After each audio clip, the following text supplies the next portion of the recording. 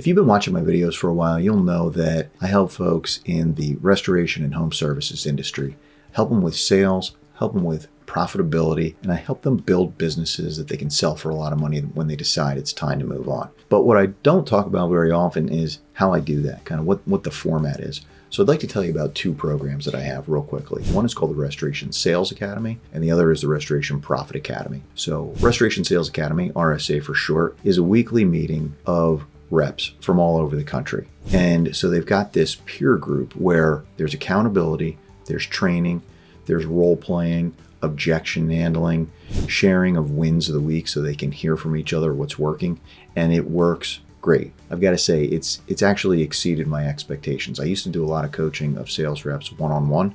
This is better. It's better because they're not just hearing from me. They're hearing from their peers all around the country. They're hearing about their wins. They're hearing about their challenges also, so they don't feel like they're alone. And when you're out there making sales calls all day by yourself, it can get lonely. I did it myself for years in different industries, so I know firsthand. And what happened is the reason I decided to start this program about 3 years ago is because owners kept telling me, I've got these reps or one rep. I hire them, give them very little training, and send them out there and hope for the best, and it's not working. And I was hearing that same story over and over and over. This is working. This is really helping people.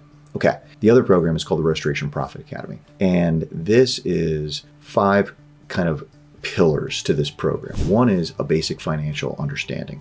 A lot of folks just didn't grow up around financials, didn't have businesses that they had to pay attention to financials. They started on the truck in a lot of cases, or the opposite. They worked for a big corporation and the financials, the chart of accounts, everything was all set up for them, and they had very strong visibility into their own P&L for their department or their team.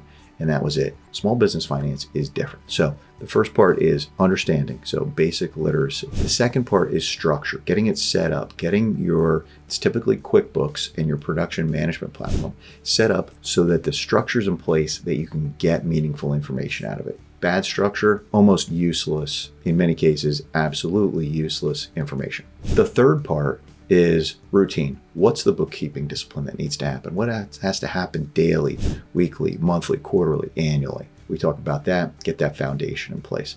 The next part is now that you've got your structure in place so you can get great information and you've got the bookkeeping discipline in place, now it's time to use these reports to get meaningful information, strategize, understand how to get more profitable, understand how to set targets and hold your team accountable, and give your team financial expectations for performance on jobs. The last part is all about protecting the business from mistakes and from dishonesty.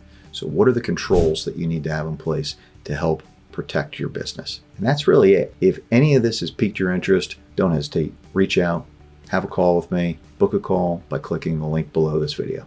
Hope to see you soon.